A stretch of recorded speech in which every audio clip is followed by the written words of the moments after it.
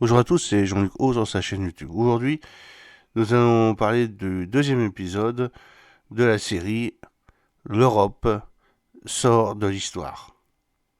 Le concept d'État-nation présuppose l'appartenance de diverses strates de la population d'un territoire à une culture commune au sein d'un système politique qui peut être indifféremment démocratique, oligarchique, autoritaire ou totalitaire. Pour être applicable, il exige aussi que ce territoire en question jouisse d'un degré minimal d'autonomie économique. Cette autonomie n'exclut pas, bien au contraire, les échanges commerciaux. Mais ceux-ci doivent, dans la moyenne ou dans la longue durée, être à peu près équilibrés. Un équilibre systématique rend le concept d'État-nation caduque puisque l'entité territoriale considérée ne peut survivre que par la perception d'un tribut ou d'un préambule qui est venu de l'extérieur sans contrepartie. À lui seul, ce critère nous permet d'affirmer, avant même l'analyse en profondeur, que la France, le Royaume-Uni et les États-Unis, dont le commerce extérieur n'est plus jamais équilibré, mais toujours déficitaire, ne sont plus complètement des États-nations. Un État-nation qui marche correctement suppose par ailleurs une structure de classe spécifique, incluant des classes moyennes comme centre de gravité, donc plus qu'une simple bonne entente entre l'élite dirigeante et la masse. Soyons encore plus concrets et insérons les groupes sociaux dans l'espace géographique. Dans l'histoire des sociétés humaines, les classes moyennes animent, avec d'autres groupes, un réseau urbain. C'est grâce à une hiérarchie urbaine concrète peuplée d'une classe moyenne éduquée et différenciée que peut apparaître l'État, système nerveux de la nation. Nous verrons à quel point le développement tardif, heurté, tragique des classes moyennes urbaines en Europe orientale est un facteur explicatif central de son histoire jusqu'à la guerre d'Ukraine. Nous verrons aussi comment la destruction des classes moyennes a contribué à la désintégration de l'État-nation américain. L'idée d'un État-nation ne pouvant fonctionner que grâce à des classes moyennes fortes qui irriguent et nourrissent l'État rappelle fortement la cité équilibrée d'Aristote. Voici comment celui-ci parle des classes moyennes dans son livre La politique. Mais le législateur doit toujours, dans sa construction, faire une place à la classe moyenne. S'il s'établit ses lois oligarchiques, il ne perdra pas de vue la classe moyenne. Si ces lois sont démocratiques, il doit se la concilier par ces lois. Partout où la classe moyenne l'emporte numériquement sur les deux extrêmes ensemble ou sur l'un des deux seuls, on peut alors, là, avoir un gouvernement stable. Aucune crainte, en effet, de voir jamais les riches unir leur voix à celle des pauvres contre la classe moyenne. Jamais aucun des deux groupes n'acceptera d'être l'esclave de l'autre, et s'ils cherchent une forme de gouvernement qui serve mieux l'intérêt commun, ils n'en trouveront aucun autre que celui-ci. Et oui, car ils ne supposeraient pas, à cause de leur méfiance mutuelle, de ne commander qu'à tour de rôle, partout en effet. Celui qui inspire le plus de confiance, c'est l'arbitre. L'arbitre ici, c'est l'homme qui a une position moyenne. Continuons sans aspirer à aucune originalité de notre inventaire des concepts dont l'articulation permet l'existence même de l'État-nation. Sans conscience nationale, par définition, plus d'État-nation. Mais nous frôlons ici la tautologie. Dans le cas de l'Union européenne, un dépassement de la nation est assez facile à admettre puisqu'il est au cœur même du projet, même si la forme qu'il a prise n'est pas celle qui avait été prévue initialement. Ce qui est curieux, c'est la prétention des élites européennes à faire coexister le dépassement de la nation et sa persistance.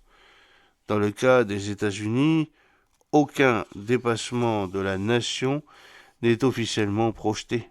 Pourtant, on le verra, le système américain, même s'il a réussi à soumettre l'Europe, souffre spontanément du même mal qu'elle, la disparition d'une culture nationale partagée par la masse et les classes dirigeantes. L'implosion par étapes de la culture WASP, blanche, anglo-saxonne et protestante depuis les années 1960 a créé un empire privé de centres et de projets. Un organisme essentiellement militaire dirigé par un groupe sans culture au sens anthropologique qui n'a plus comme valeur fondamentale que la puissance et la violence. Ce groupe est généralement désigné par l'expression les néocons. Il est assez étroit, mais se meurt dans une classe supérieure atomisée, anomique, et il a une grande capacité de nuisance géopolitique et historique. L'évolution sociale des pays occidentaux a induit un rapport difficile des élites à la réalité, mais on ne peut se contenter de classer les actes post-nationaux comme fous ou incompréhensibles. Ces phénomènes ont une logique. C'est un autre monde, un espace mental nouveau que nous devrons définir, étudier et comprendre. Revenons à Messersmer et à sa vidéo capitale du 3 mars 2022. Il y voyait, ai-je dit, une inévitable victoire des Russes, parce qu'à leurs yeux, la question ukrainienne est existentielle alors qu'elle ne le serait pas pour les États-Unis. Mais si l'on se débarrasse de l'idée que les États-Unis sont un État-nation et que l'on accepte de voir que le système américain est devenu tout à fait autre chose, que le niveau de vie des Américains dépend d'importations et aussi d'exportations qui ne se couvrent plus, que l'Amérique n'a plus de classe dirigeante nationale au sens classique, qu'elle n'a même plus de culture centrale bien définie, mais qui subsiste une grosse mécanique étatique et militaire. D'autres issues deviennent envisageables que le simple repli d'un État-nation qui assumerait, après ses retraits du Vietnam, d'Irak et d'Afghanistan, une énième défaite en Ukraine par Ukrainiens interposés. Faut-il voir que les États-Unis, plutôt qu'un État-nation, est un État impérial? Beaucoup l'ont fait, les Russes eux-mêmes ne s'en privent pas. Ce qu'ils appellent Occident collectif, au sein duquel les Européens ne sont que des vassaux, est un genre de système impérial pluraliste. Mais utiliser le concept d'empire exige l'observance de certains critères, un centre dominant et une périphérie dominée. Ce centre est censé posséder une culture commune des élites ainsi qu'une vie intellectuelle raisonnable. Ce n'est plus le cas, on le verra, aux États-Unis. État bas impérial alors.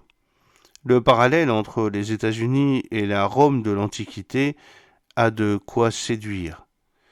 Mais étant essayé après l'Empire, je notais que Rome, en se rendant maîtresse de l'ensemble du bassin méditerranéen et en y imposant une sorte de première globalisation, avait elle aussi liquidé sa classe moyenne.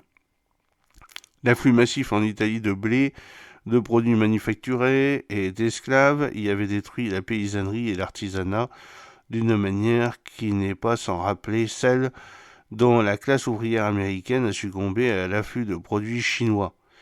Dans les deux cas, en forçant un peu le trait, on peut dire qu'a émergé une société polarisée entre une plèbe économiquement inutile et une plutocratie prédatrice. La voie d'une longue décadence était désormais tracée, et malgré quelques sursauts inéluctables, le qualificatif bas impérial n'est néanmoins pas satisfaisant en raison de la nouveauté de beaucoup d'éléments actuels, l'existence d'Internet, la vitesse des évolutions incomparables et la présence autour des États-Unis de ces nations géantes que sont la Russie et la Chine. L'Empire romain n'avait pas de voisins comparables, Perse lointaine, mis à part, Il était, pour ainsi dire, le seul dans son monde. Enfin, différence fondamentale, le bas empire a vu l'établissement du christianisme. Or, l'une des caractéristiques essentielles de notre époque est la disparition complète du substrat chrétien, un phénomène historique crucial qui, justement, explique la pulvérisation des classes dirigeantes américaines. Nous y reviendrons longuement. Le protestantisme qui, pour une bonne part, avait fait la force économique de l'Occident est mort. Phénomène aussi massif qu'invisible, vertigineux, même dès lors qu'on y songe un peu, nous verrons qu'il est l'une des clés, si ce n'est la clé explicative décisive des turbulences mondiales actuelles. Pour revenir à notre tentative de classification, je serais tenté de parler, concernant les États-Unis et leur dépendance, d'État post-impérial. Si l'Amérique conserve la machinerie militaire de l'Empire, elle n'a plus en son cœur une culture porteuse d'intelligence, et c'est pourquoi elle se livre en pratique à des actions irréfléchies et contradictoires, telles qu'une expansion diplomatique et militaire accentuée dans une phase de contradiction massive de sa base industrielle, sachant qu'une guerre moderne sans industrie est un oxymore.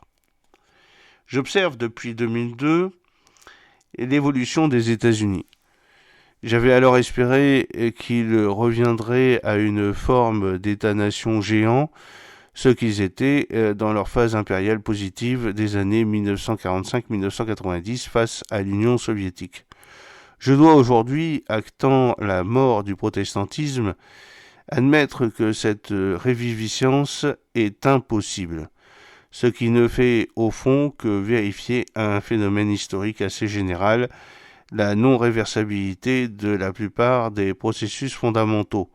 Ce principe s'applique ici à plusieurs champs essentiels, à la séquence stade national, puis impériale, puis post-impériale, à l'extinction religieuse qui a fini par entraîner la disparition de la moralité sociale et du sentiment collectif, à un processus d'expansion géographique centrifuge se combinant à une désintégration du corps originel du système.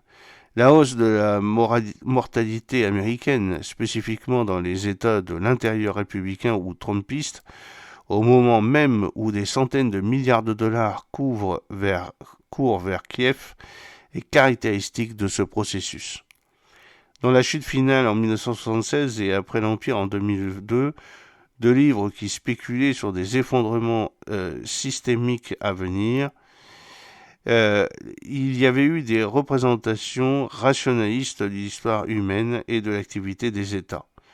Dans Après l'Empire, par exemple, l'agitation diplomatique et militaire des États-Unis, comme du micro-militarisme théâtral, posture visant à donner pour un coût raisonnable l'impression que l'Amérique est restée indispensable au monde après la chute de l'Union, était au fond leur supposé un objectif de puissance rationnelle. Alors, dans ces vidéos, je garderai bien sûr les éléments qui relèvent de la géopolitique classique, niveau de vie, force du dollar, mécanisme d'exploitation, rapport de force militaire objectif, un univers à peu près rationnel en surface. La question du niveau de vie américain et du reste que lui ferait courir un effondrement systématique sera très présente. Mais j'abandonnerai l'hypothèse exclusive d'une raison raisonnable et proposerai une vision élargie de la géopolitique et de l'histoire, intégrant mieux ce qui est absolument irrationnel en l'homme, notamment ses besoins spirituels. Les épisodes qui suivront traiteront donc aussi de la matrice religieuse des sociétés, des solutions que l'homme s'est efforcé de trouver au mystère de sa condition et à son caractère difficilement acceptable, des tourments que peut provoquer la désintégration terminale de la matrice religieuse chrétienne en Occident et particulièrement de la variante protestante. tout dans ses effets ne se fera pas présenter comme négatif. Et ces vidéos ne sont qu'un pessimisme radical. Mais on verra apparaître un nihilisme qui nous occupera beaucoup. Ce que j'appellerais l'état religieux zéro va produire, dans certains cas les pires, une déification du vide. J'utiliserai le mot nihilisme dans une acception qui n'est pas forcément la plus commune et qui rappellera plutôt, et ce n'est pas un hasard, le nihilisme russe du XIXe siècle.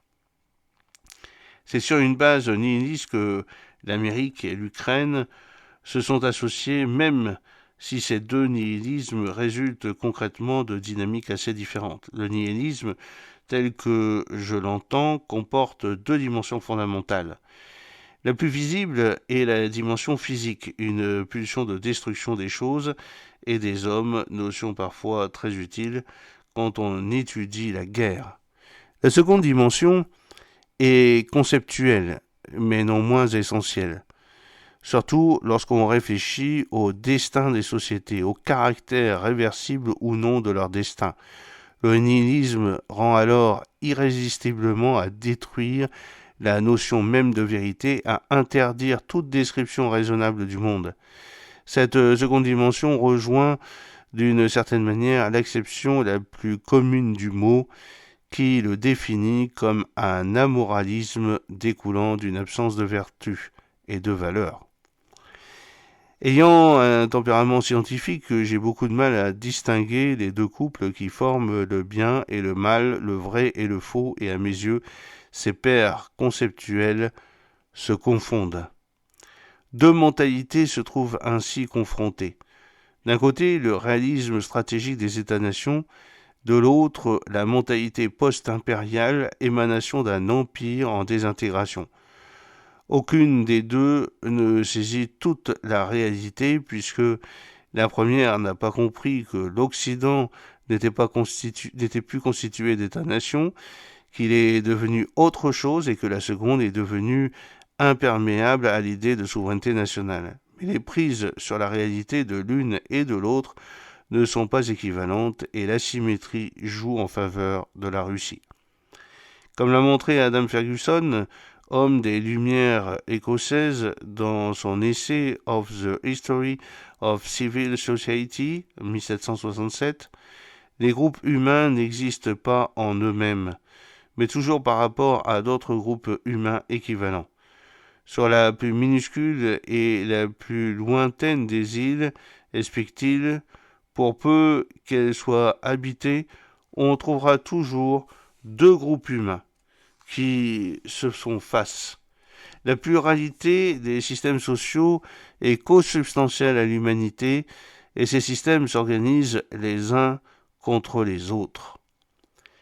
Les titres de concitoyens et de compatriotes, a écrit Ferguson, s'ils nous s'opposaient à ceux d'étrangers et d'allogènes, tomberaient en désuétude et perdraient leur signification. Nous aimons les individus pour leurs qualités personnelles, mais nous aimons notre pays en tant qu'il est un parti dans les divisions de l'humanité. L'émergence de la France et de l'Angleterre en offre une splendide illustration. Au cours du Moyen-Âge, ces deux productions étatiques de la vallée de la Seine vont se définir l'un contre l'autre. Ensuite, comme nous autres Français, l'adversaire de substitution aura été l'Allemagne, principale rivale aussi, on l'oublie, de l'Angleterre à la veille de la guerre de 1914. L'une des thèses clés de Ferguson est que la moralité interne d'une société a un rapport avec son immoralité externe. C'est l'hostilité à un autre groupe qui fait qu'on est solidaire du sien. Sans la rivalité des nations et la pratique de la guerre, écrit-il, la société civile elle-même aurait difficilement pu trouver un objet ou une forme, et de préciser qu'il est vain d'espérer donner à la multitude d'un peuple un sentiment d'union en son sein sans admettre l'hostilité envers ceux qui s'opposent à lui. Si tout d'un coup on éteignait l'émulation qui est excitée de l'étranger, il est probable que l'on briserait ou affaiblirait les liens sociaux chez soi et que l'on fermerait les scènes les plus animées de l'activité et des vertus nationales. Le système occidental aspire actuellement à représenter la totalité du monde et ne reconnaît plus l'existence d'un autre. Mais la leçon de Ferguson, c'est que si l'on ne reconnaît plus l'existence d'un autre légitime, on cesse d'exister soi-même. La force de la Russie, au contraire, est de penser en termes de souveraineté et d'équivalence de nations, tenant compte de l'existence de forces hostiles. Elle peut assurer sa cohésion sociale. Le paradoxe de ces vidéos est que, partant d'une action militaire de la Russie, il nous amènera à la crise de l'Occident. Et oui, vous avez pu voir, l'Europe est sortie de l'histoire. L'analyse de la dynamique sociale russe des années 1990 à 2022, par laquelle je commencerai, se révélera simple et facile. Les trajectoires de l'Ukraine et des anciennes démocraties populaires, paradoxales de leur manière, n'apparaîtront quand même pas très compliquées. En revanche, l'examen de l'Europe, du Royaume-Uni et plus encore des États-Unis sera un exercice intellectuel plus difficile.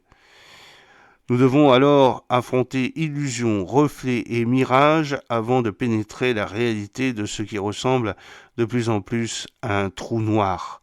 Au-delà de la spirale descendante de l'Europe, nous trouverons au Royaume-Uni et aux États-Unis des déséquilibres internes d'une ampleur telle qu'ils en deviennent des menaces pour la stabilité du monde. Ultime paradoxe, nous devrons admettre que la guerre, expérience de la violence et de la souffrance, royaume de la sottise et de l'erreur, est quand même aussi un test de réalité. La guerre fait passer de l'autre côté du miroir, dans un monde où l'idéologie, les leurres statistiques, les manquements des médias et les mensonges des États, sans oublier les délires du complotisme, perdent progressivement leur pouvoir. Une vérité simple apparaîtra, la crise occidentale est le moteur de l'histoire que nous vivons. Certains le savaient, au terme de la guerre, personne ne pourra plus le nier. J'espère que cette petite vidéo vous a plu. N'oubliez pas de cliquer sur le pouce pour la promouvoir, de vous abonner si ce n'est pas encore fait et de partager cette vidéo sur vos réseaux sociaux. À très bientôt. Fidèlement, Jean-Luc O.